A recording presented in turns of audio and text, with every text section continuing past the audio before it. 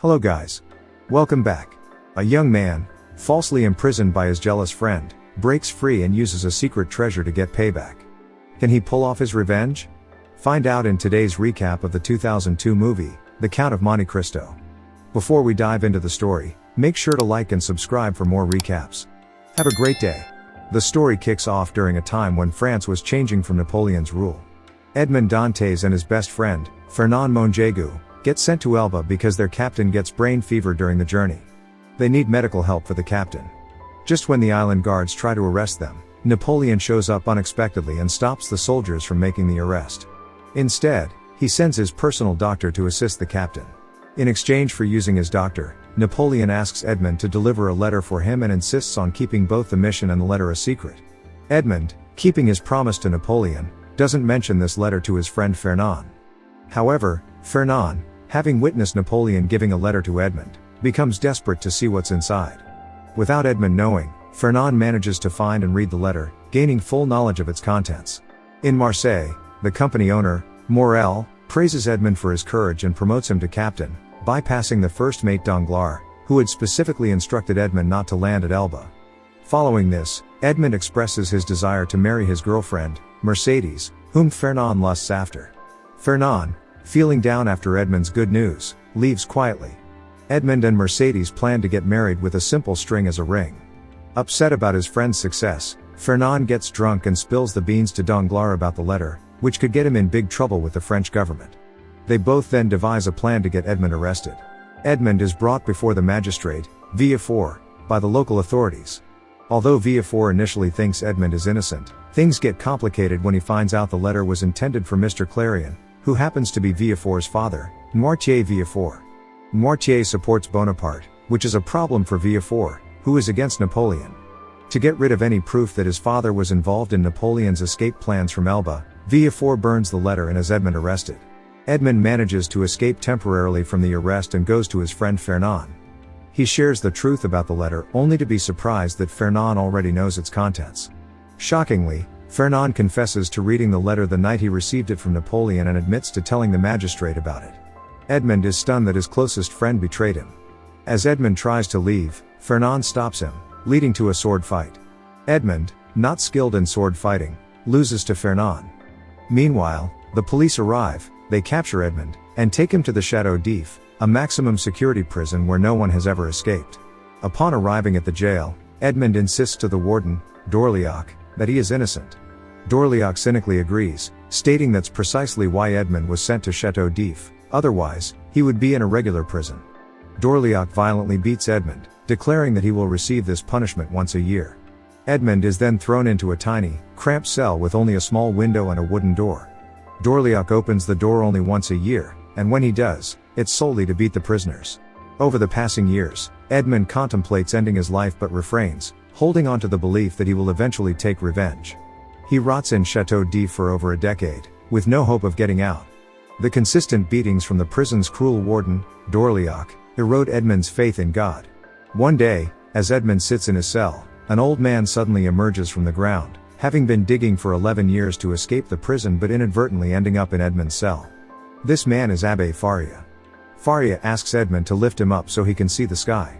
Overwhelmed with emotion, Faria expresses that he hasn't seen the blue sky in 11 years. Faria reveals that he had been digging the tunnel in the wrong direction all along, but now he knows the correct path.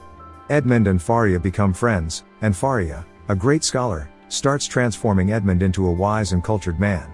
In return for helping Faria with the escape tunnel, Edmond learns from him and gains knowledge.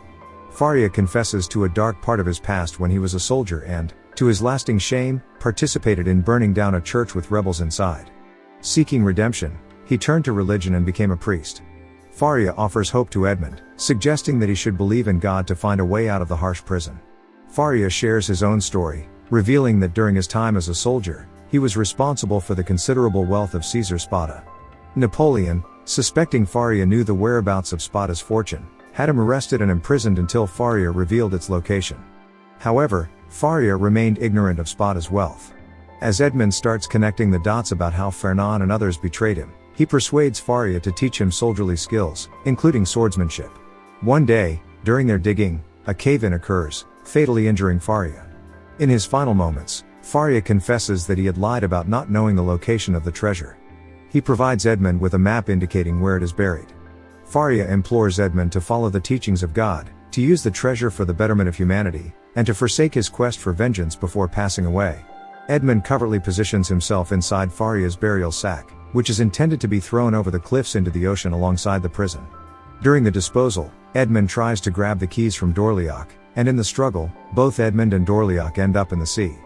Seizing the opportunity, Edmund kills Dorliac and leaves his body in the ocean before swimming away. Edmund drifts ashore far from Chateau but discovers the place is now inhabited by smugglers and pirates. Luigi Vampa, the leader, gives Edmund a chance to save his life by winning a knife fight with Jacopo for the crew's entertainment. Jacopo had tried to keep gold for himself instead of sharing it with the crew. Edmund wins the fight but spares Jacopo's life, convincing Vampa that both their skills can be valuable. Jacopo pledges his loyalty to Edmund for sparing him. Years later, the group returns to Marseille, where Edmund and Jacopo decide to set off together to seek their own fortunes. After many years of imprisonment, Edmund encounters Morel again, but Morel doesn't recognize him, and Edmund keeps his identity hidden.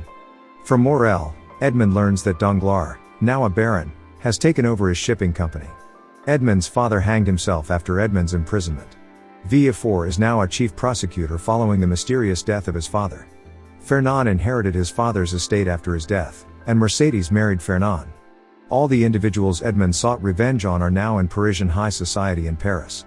Before leaving, Edmund leaves a small amount of gold for the financially struggling Morel. Edmund and Jacopo sail to the island of Monte Cristo, where they discover unimaginable wealth. Instead of retiring to a life of leisure, Edmund's new purpose becomes revenge, targeting Fernand, Danglars, Mercedes, and Villefort. Understanding that he needs to reinvent himself to gain access to them, Edmund uses some of his newfound riches to buy a vast estate near Paris. He then declares himself the Count of Monte Cristo. Despite being unknown, his immense wealth becomes a sensation among the elite aristocracy. Edmund, now called as the Count, plans a party at his new estate and invites many members of Parisian high society, including his targets for revenge. Now having considerable access to each of them, one at a time, he begins setting them up for failure and suffering. He gains close access to Fernand and Mercedes by paying Vampa to stage a kidnapping of their son, Albert. This enables the Count himself to save Albert. Having saved their son, the Count is now welcome in the home of Fernand and Mercedes. He then begins applying pressure to Fernand's financial life, forcing him to go back to Danglars and Villefort out of desperation. Albert shares with his father that the Count had spoken about a Spada shipment and gold. This revelation leads Fernand and Villefort to deduce that the Count has uncovered Spada's hidden treasure, and the next shipment is imminent. Fernand, Villefort, and Danglars conspire to seize the treasure, using Villefort's legal authority to make the theft appear legitimate. However, they fall into Edmund's trap and are caught in the act. Danglars is arrested while attempting to unload the shipment. Edmund finds out that Villefort falsely claimed he was dead, a plan arranged by Fernand to win Mercedes' hand as a reward for killing Villefort's father, Noirtier Villefort. Villefort accidentally confesses to this in front of the authorities and is subsequently arrested. In a confrontation with Mercedes at his home, Villefort accidentally discloses information and admits his true identity. He angrily scolds Mercedes for marrying the man responsible for his imprisonment. Mercedes reveals her makeshift wedding ring, symbolizing her enduring devotion to him over the years, and they rekindle their love. Fernand faces financial ruin due to his gambling issues and failed business investments, manipulated by Edmund behind the scenes.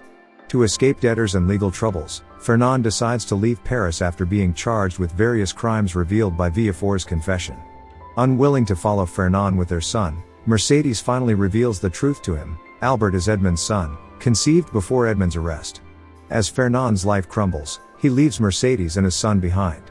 Fernand reaches the location where the treasure he and Villefort plan to steal is supposed to be, only to find the chests empty except for one containing a king chess piece, a token from their shared past with Edmund.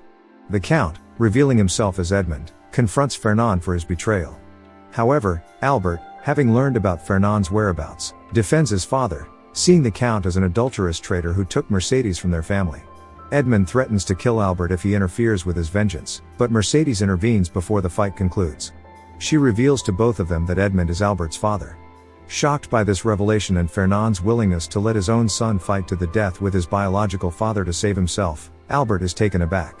Seizing the moment, Fernand threatens to shoot Albert to escape, while Edmund pleads for his son's life in exchange for giving up his quest for vengeance. Suddenly Jacopo arrives and injures Fernand with a knife toss, but Fernand's gun goes off, accidentally injuring Mercedes in the process. As Albert, Jacopo, and Edmund attend to the injured Mercedes, Fernand rides away, realizing that his life is now ruined.